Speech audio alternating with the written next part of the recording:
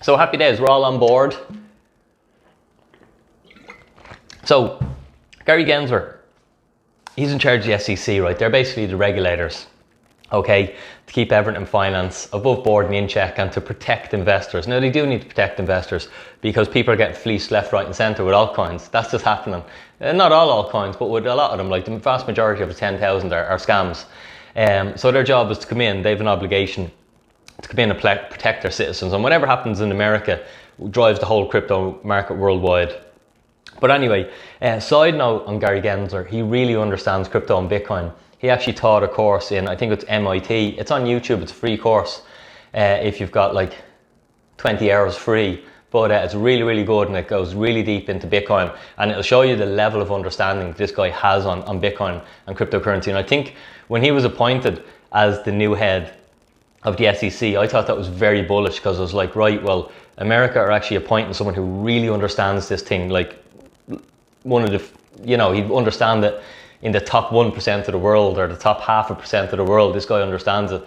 So America are you know, it's a bullish signal that they're bringing in someone who really understands it and has taught a course on Bitcoin and blockchain, how the whole ecosystem works. So that was really, really bullish for me. However, what has been apparent, because he's been speaking now, and like obviously if you follow crypto, they want to get the ETF launched, and that'll allow huge money to come in. And people thought once Gary came in, it'd be easy. There's like, I don't know how many ETFs there is now. There's like 9 applications in, but you can see that he's moving very slowly, and he's taking a lot of time on everything, and he's not just going to let anything go. A couple of things from the media that has been speaking about at the moment was, I have an interesting quote from him. So, and this is on Bitcoin, okay? During his course, I'll just add this little side note. So during his course, one of the students asked him, like, are you bullish or bearish on Bitcoin? You know, with all the information you know. And I was like leaning in. I was like, what is it? And he said, I'm bearish neutral. So at that time, this is about 4 years ago, he was bearish neutral, which doesn't mean he was bearish. He was in the middle and not too sure. I think now he's a little bit more bullish, as everyone gets, as they've been in Bitcoin for longer. Because his quote during the recent interviews was, if Satoshi's invention, if it's going to meet its true potential, it needs to come within public policy frameworks, okay? And that's just him saying, like, this thing has huge potential, but it needs to fall under regulation for it to succeed. It can't succeed without regulation. And people in crypto, you know, we're like degens and everything, degenerates, and we're like, we don't need no banks, like, screw all that. It ain't gonna happen, all right? If you want Bitcoin to go 6 figures and 7 figures, it has to get regulated, and big money will flood into it then. Big money doesn't come without regulation. So regulation for cryptocurrency is a good thing, all right? And that's sort of, he's agreeing with everything that I was sort of speculated on, and that he's saying, if Satoshi Nakamoto's invention, okay, is going to meet its potential, because this thing has potential, we know that, it needs to come within public policy frameworks, and his job is to sort of make sure that happens, okay? So I thought that was very, very bullish for Bitcoin. Now, he was very bearish on the wider market, and without saying it, sort of said, listen, all that stuff out there is acting as securities, and they better come into us, because if we have to go after them, it's going to be a problem. So as I've been saying, you'd think I knew what was going to happen, but you know, regulators are going to come after most of the projects that are trying to circumvent regulation and not fall within the rules that everyone has to fall within if you're going to operate in the financial system, I suppose. So that was bullish on that, definitely for Bitcoin, because Bitcoin has been deemed not a security. They treat Bitcoin more like a commodity, I suppose, or property, digital property, and the same with Ethereum. But after that, I think it's open game. But it seems more regulation is coming. Where's the note? So that's Gary Gensler. Yeah, I thought that was very bullish for Bitcoin anyway. Lovely. You can let me know your thoughts or your comments. Yeah, like, they're not going to talk about that in particular. But yeah, you can guys let me know what you think. And don't forget, Get the daily exercise in. Press that like button there now. Don't have to come after you. I want to talk about monopoly money. I was chatting about this, and Dan Held actually beat me to it because I seen he had a tweet. Now, we both heard someone else speculate on it, and I can't even remember where, but then when I went and looked at it, so the thing I heard in passing was monopoly money is actually worth more than fiat currencies, like euros, dollars, sterlings, whatever, over time. And someone mentioned like the money in a monopoly game was worth more. And I went and looked at it. And lo and behold, they were fucking right. If in 1935 you went out and you bought a monopoly set, it cost you $2, okay? And in that monopoly set there was a big wad of money. Just paper, worthless paper, all right? But if you held that, now you got that for $2, all right? If you held it today, okay, you could sell that monopoly set with the money inside it for $50. So that money increased in value, many, many folds, okay? So massive percentages increased in value, that monopoly, that paper, that worthless paper. How did a euro do if you had €2 in 1935, or if you had $2? If you didn't buy monopoly, you just kept the $2. How did that fare? Well, that lost 99% of its value since 1935. So, you know, it's crazy. Monopoly money actually holds its value better than actual real money. We know fiat currencies aren't real if you follow this channel for a while. Real money is hard money, which is, you know, like gold and Bitcoin. Things that can't be debased very easily, things that are scarce and limited supply. But that's a true story, a crazy story, that monopoly money is worth more than your fiat money. But, you know, let's say 1935, you're like, what I'll do is I'll get a family heirloom. I'm going to keep, let's say you have $1 million. All right, you keep your $1 million in cash and it loses 99% of its value. Or you just buy, what do you get? You get 500,000 monopoly sets. Like, you'd be better doing that. It's crazy, isn't it? It's gas. But, you know, again, bullish case for Bitcoin. Bitcoin's number goes up over time. Fiat currency's numbers go down over time. This is why humanity needs hard money. Everything is better. We say the planet doesn't get wrecked, all this sort of stuff. Anyway, a little bit of fun. I want price predictions, okay? So I'm going to go live every Thursday with a little bit of news, a little bit of education, and have the crack. Jason, Mike, you'll be on the late next, gas, yeah. Here, you missed the start of this. When I fucking went live, I realised I didn't have the water with me, so I had to leave the thing, empty camera, dead air, on the live. Anyway, little bit of crack before I go on to my next news, which is best places for passive income. I want your guesses. I'm going to be live next Thursday. I'm going to go live every Thursday with a couple of bullet points, try and give us a bit more structure to my lives instead of just me ranting and raving. Now, I'll probably end up ranting and raving anyway. Yeah, so I want your price prediction. What price will Bitcoin be at 10 o'clock on Thursday, whatever date next Thursday is? All right, so stick them in the comments there. Guesses, guesses, guesses, guesses, guesses. Whatever you think the price will be. Let's see who's a bull. Let's see who's a bear. And what about tax on income? Don't worry about tax. Never worry about tax. If you pay loads of tax, guess what? You made loads of money. If you pay no tax, guess what? You're poor as hell. That's how I think of tax. I want to pay as much tax and as much VAT as possible. And that's how that's a rich thinking mindset that Robert Kiyosaki had to teach me. That you want to pay more tax. You want to pay millions in tax, Dinny. Lovely. There's first guess in by Bill. He's gone 43. Bill is bull. Bill is a bull. Good man, Bill. So yeah, get the guesses in there. And let's see who's right by next week. One of the great things about cryptos is they're liquid. Not only that, but because they're digital, they can be moved at speed of light anywhere. And this is amazing. So the way I view Bitcoin is I view it as like buying, you know, it's property, but it's digital property. So it can be moved. It's not stuck in any one location. So if I want to buy physical property, I'll buy a house. Maybe I'll buy a house in Dublin, but it's stuck in Dublin, okay? And if I want to move the house, I can't move the house. It's just stuck there. So I'm committed to being in Dublin, being in Ireland. If I have Bitcoin, I can move it anywhere. If I have crypto assets, I can move them anywhere.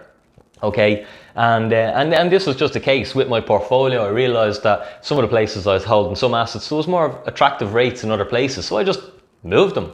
Cost me a couple of cents to move them, and now I can get a better yield. So, you know, BlockFi used to have amazing staking rates and yield rates, and they still are a really good platform. They're really secure. All the security protocols, the whitelisting, the 2FAs, the email texts, all the stuff, that the time lock, there's a week time lock on your account and everything. It's all really good. So there's nothing wrong with BlockFi, but the rates haven't been as attractive. Excuse me. Now, One thing that they are attractive on is Litecoin. I hold some Litecoin, and I actually moved my Litecoin to BlockFi because they're offering 4.5%. Okay, so Litecoin or BlockFi seems to be a good place for Litecoin if you hold Litecoin. But any of the Bitcoin and Ethereum that I had, I actually migrated it from BlockFi over to Celsius, because Celsius just had a more attractive rate. Like, they're giving 6.2% up to 1 Bitcoin. That's pretty awesome. Like, and with Ethereum, it's 5.3% up to 100 Ethereum. Now, I'm okay there. I could fall under those limits. If there's any big whales watching, the rates drop when you go over 1 Bitcoin and over 100 Ethereum. And Polkadot as well on Celsius is actually 8.8, which is really attractive. But I actually I kept my Polkadot on CRO Crypto.com because it's 8%. It's pretty good in their earn feature. And if any of you guys are staking ADA, I have a bit of it there, and I haven't really done anything with it. It's just sitting there for a while. And you can let me know in the comments where you think is a good place to hold it. I think I just have it on Crypto.com maybe at the minute or something. I can't remember where it is. But yeah, let me know what you guys think when it comes to moving your assets. Like, it's not just you go where the biggest rate is. You have to look at, like, you know, BlockFi and Celsius are the two that I'd super trust, and then everything after that, like Swissborg, Crypto.com, I wouldn't be as comfortable leaving as much assets there, if that makes sense. So it's not a case that you just go on, you find this crazy little exchange platform or DeFi thing that's giving you massive percentages, and then you move your 0.1 or 0.2 of a Bitcoin there. Like, well, I wouldn't anyway, personally. I want it to be more secure. I'll give up on some of the interest for security, if that makes sense, because the thing is going up, like, on average, 100% a year, 200% a year, whatever they say. Happy days. How are the guesses? Are we bulls or bears here? Let's see what the general consensus is. Not a whole lot of guesses there. Some of you are shy to commit. Don't be afraid to be wrong, lads. You can only be right or wrong. Like, it's 50-50. We go up or we go down. Nice few guesses there from the lads. Few bulls, few bears. Cool, yeah, don't be shy. Get a guess in there, sure, we'll have the crack. It's only a bit of crack. I don't even know what the price is today, but I know it's going up. Now, next news. EIP 1559. What the hell is that about? It's just, that stands for... What does it stand for, Dinny? Ethereum Improvement Proposal. Okay, so it's just like, let's make it better. And what's going on is, they say it's going to become deflationary, okay? I don't think it's going to become deflationary. At the moment, it's deflationary. Now, they'll probably adjust this as they go, because this is what they do. They feckle it and they change it and they work on it and it breaks and then they fix it. But Ethereum's looking really, really good. There's a lot of good talk about Ethereum, and you know, any of you guys being on my course, you know that I have how I think of Ethereum and how I quantify Ethereum is very different from everything else. Like, Bitcoin, very different from everything else. Ethereum, very different from everything else, and then sort of everything else. So what's going on at the moment is they change protocol. Some of the gas gets burned. Some of the Ethereum is actually getting burned or destroyed. There's about 1,600, I think, Ethereum's made in a day. That's how much floods into the market. But with this burning business, there's like 6,000 being burned today. So that means they're going down. You know, it's going to become a little bit deflationary over time. Now, they'll adjust that so it won't be the same. It won't be as much. It won't be that high. But even if it just makes it not as inflationary, because Ethereum at the minute is inflationary, but even if it just takes that back, it's going to take it back about 25%, I think, are the figures that I've heard. So that's pretty mega, like, and that looks like Ethereum is going to, like, when we go full bull mode again, Ethereum is looking like it's going to have a crazy run. If we go into a bull run, I think we will. But sure, what do I know? Not financial advice. Don't be trying to sue me, because I said, if you lose all your money, it's your fault. As Ivan would say, you gotta have the big boy pants. You know, if you're gonna come into cryptocurrency, you have to be a boss. You can't be a little whinger. Oh, everyone's great, and then whinging when it goes down. That's not how it goes. Which leads me nicely onto my next part of why Bitcoin's number. So only talking about Bitcoin for this, why Bitcoin's number only goes up. It only goes up over time, and it will only go up over time as we continue through time. Keep watching, because it will. Now, the reason for this is every time we have a correction, all this stuff is on-chain. As I've said before, Willy Woo, Will Clemente, two awesome guys for on-chain. analytics, okay? And it's surprising how often these things play out. And over the medium and long term, they seem to be always right, okay? That the on-chain fundamentals, the price catches up with the on-chain fundamentals. So the on-chain fundamentals at the moment are telling us massive bull run. More and more people are piling into Bitcoin and buying it. Why isn't the price moving? Why isn't the price moving? It's a manipulated market, okay? But eventually the price catches up with on-chain fundamentals. So on-chain fundamentals are super bullish at the moment. And the thing is though, when we have a pullback, like when we had a pullback there and Bitcoin went from 64K back to 30 in dollars, what happened? Who sold? You can look at all the addresses on chain, okay, and you can see what happened. And basically the Bitcoin was moved from newbie Bitcoiners, okay, so people who just came into cryptocurrency, maybe you're one of them, okay, who just came into crypto and weren't too educated and snapped up Bitcoin at 40K or snapped it up at 50K or 60K. And they only held it for like a month or 2 months or 3 months or 4 months or 5 months. They weren't long-term holders, okay? They're the ones who sold the top, because we can see this on chain. And this is what happens in crypto always, is that the market moves the money from the uneducated to the educated, always. And this is why education is so important.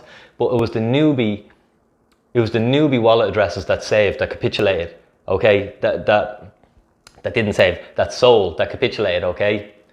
And it was the experienced addresses and the addresses that had just been accumulating, they're the ones who started buying aggressively when we went down to 30K and have been sort of hovering here for a while.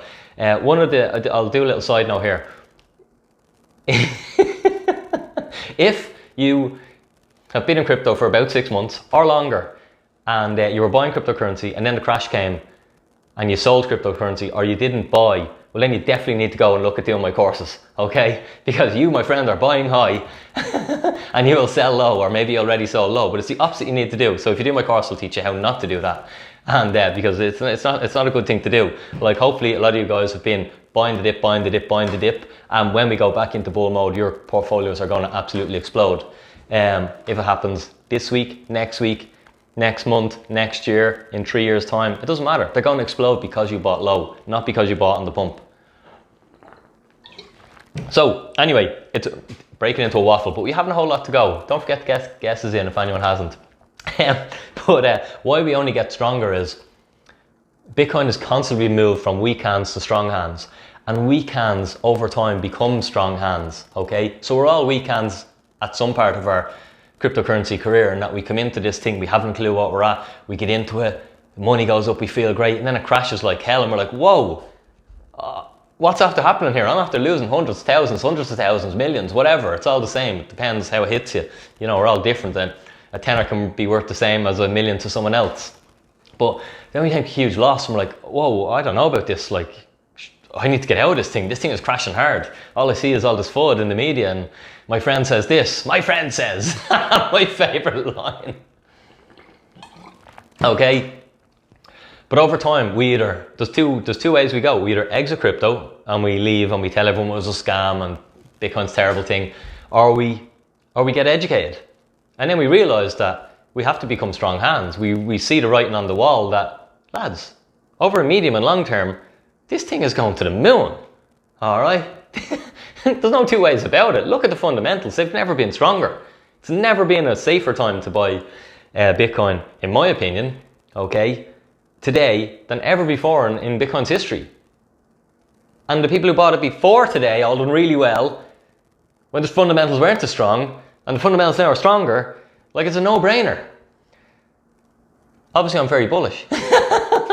But we become strong hands and we become willing to realize, I'm not going to trade this thing, because anytime I trade it, again, I had people in groups I was in and they were trying to trade it there at 30K. And then we had those 2 days when we went up. What did we do? We went 7K or something in a week, or we literally went from 30 to 40 within about 3 days. They were sitting on the sidelines. They lost that pump. They lost 35% of their portfolio because they were trying to outsmart it. Now, some people are good traders and they can actually trade, but like that's 1% of people in crypto, possibly. So I know it's definitely not me. I haven't time for trading. I haven't time for sitting in front of a computer. You know, I'd be out having a crack and messing and doing videos and talking to you lads. But we realised that the volatility is the price you pay for high performance. And the most important thing is time in the market, not timing the market. Trading is trying to time the market in and out, okay? Taxable events every time. Time in the market, you buy the asset, you hold the asset, you don't sell the asset goes up in value, okay? Life is good for you. You've no tax until you decide to sell the asset. Maybe you never sell it. Maybe you just leverage it. Maybe you borrow against it. Maybe you live off the interest of it because it goes up a lot in value, all right? But that's how it happens. This is why crypto only gets stronger over time, because it's being moved always from weaker hands to stronger hands, and then the weaker hands become stronger hands, okay? So the market is, and when people say, oh, the miners are selling, they shouldn't be selling, or the whales are dumping, this is the journey that has to happen. You're living in dream world if you think that anyone who has, like, I'm not going to be dumping on the crypto markets because I'm not a whale. I wasn't in it really early, and I don't have hundreds of Bitcoins, or you know, far less than that. So I'm not going to dump on the market. But whales who have hundreds and thousands of Bitcoins need to dump on the market. They need to sell those Bitcoins, and they need to be absorbed by the market and spread out and decentralized throughout the world. That's what needs to happen. For that to happen, the market has to go up and down aggressively, okay? And when you learn this stuff and when you get your head around this, you realize, all right, if I'm going to be part of this thing, all I got to do is hold this and accept the volatility. And it'll either work or it won't. You'll either become very wealthy or you'll lose all your money. Like Bitcoin could go to zero. It's highly unlikely that it goes to zero now. It's like saying the internet could shut down because Bitcoin's only around 12 years old. But the internet, now imagine the internet was turned off or it broke. Like, we couldn't imagine that. But the internet's only with us, what, over 20 years, around 20 years, a little bit over 20 years, like, you know. But we see the internet as being something permanent, something that lasts forever. But with Bitcoin, we still think it could go away or go to zero. It hasn't broken yet. And it may not break ever.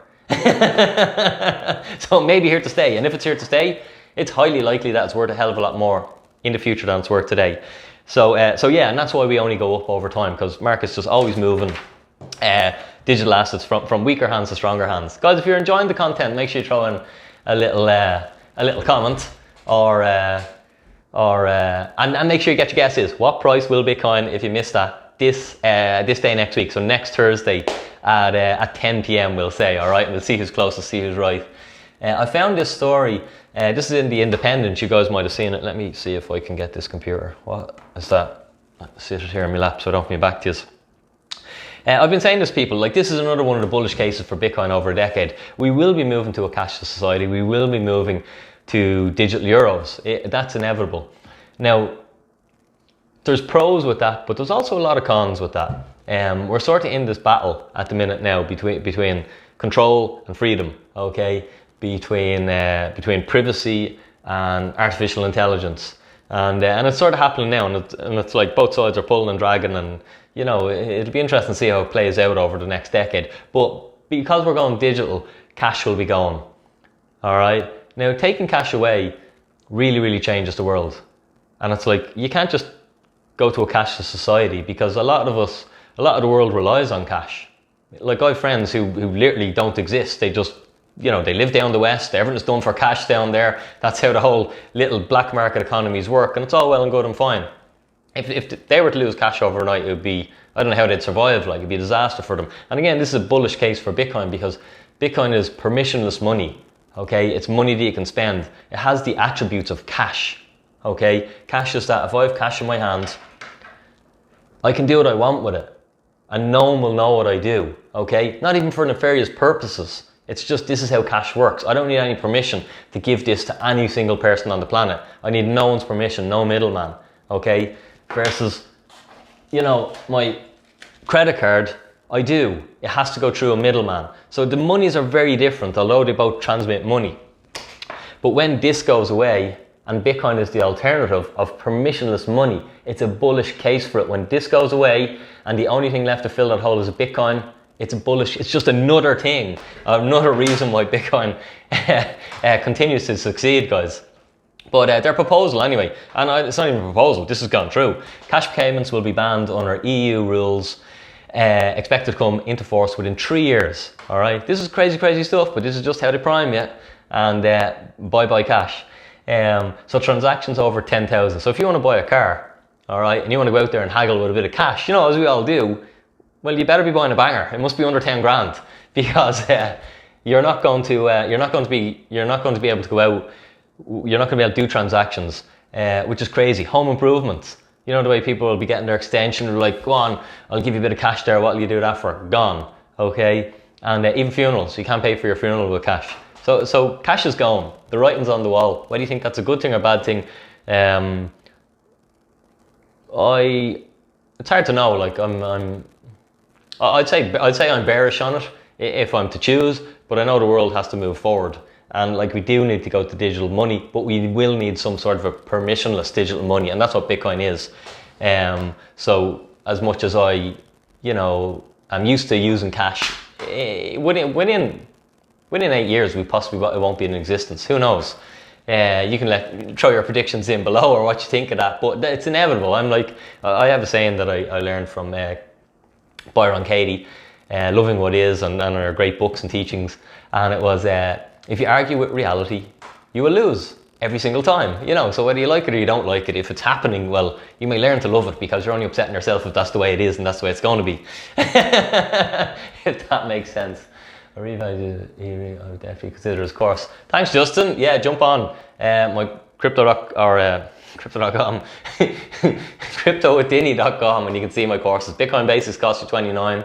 I give you $25 free crypto to get you started, and my Bitcoin Bootcamp, which is a deeper dive, if any of you guys are ready for that, is $249. But you get your own free, hardware wallet.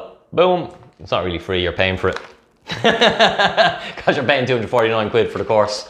But if you already have a wallet, you can buy the course for $199. But the wallets cost about 70 quid, 70 or 80 quid delivered. So you are saving yourself a few bob. And using a wallet is essential. Spinning back now, I'm just winding down on this. Really appreciate everyone being here. It's awesome. I wasn't sure would it be too late. You can let me know in the comments. Is 10 too late? Would you prefer 9? I sort of train normally from 6:30 to around 9, so I'll be cutting it tight. We're getting dinner, but I'll do it for you, lads. I'll cut the training short, like. I like 10. I like the evening. So swinging back to my original point with Gary Gensler, with him being so bearish on altcoins and stable coins, and pretty much without saying, all these things are securities. They all fall under our regulation, and they're all violating regulation at the moment. I'd rather self-custody my assets rather than having them on exchanges, because there's too many cryptocurrencies. If there's 10,000 currencies, they don't have, and another thing he said is we need more funding, basically. We need more support from the government. But they're not going to go after individual cryptocurrencies. They will go after some, but they'll go after the pipework. Okay, they'll go after the exchanges, and that was mentioned as well, that exchanges who are selling these securities, even if they're offshore and they're not located in America, but their citizens are allowed to use them with the VPN, that they're going to go after them. So I wouldn't leave my crypto on exchanges. Some I would, little bits, but I wouldn't leave all of my portfolio. I wouldn't leave a large lump of it on exchanges, just in case exchanges start to run into trouble, lads. Do you know what I mean? You're better off if you can self-custody. This is what I teach people. If you can self-custody, that's the whole point of this stuff.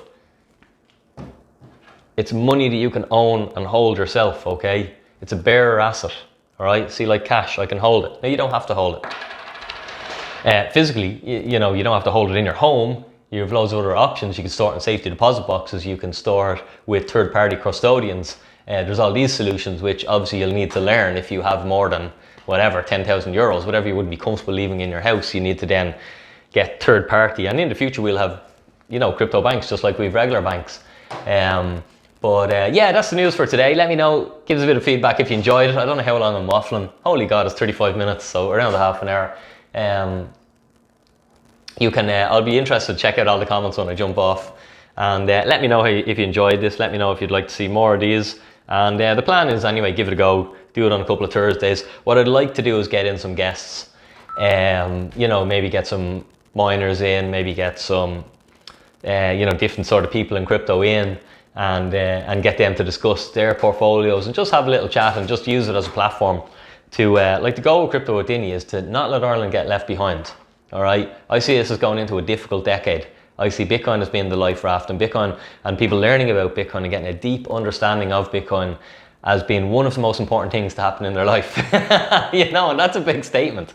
So that's why it's important we get out there, we educate, and I bet you got half your portfolio in SafeMoon.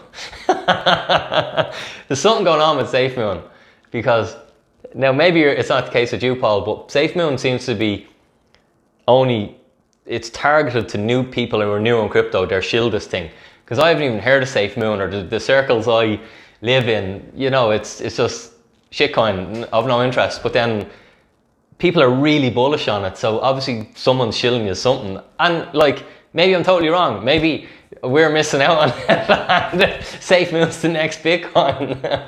But unfortunately, no, that narrative is definitely a newbie narrative. There will be not another Bitcoin in our lifetime. Unfortunately, it can't happen. And when you understand Bitcoin, you'll realize how that is physically impossible to happen. Although a lot of other altcoins have value, and you know, they have speculative value. I won't say they have value. They have speculative value. And if you know how to manage them and allocate to them, weight them and take profits from them, you can make a hell of a lot of money on them.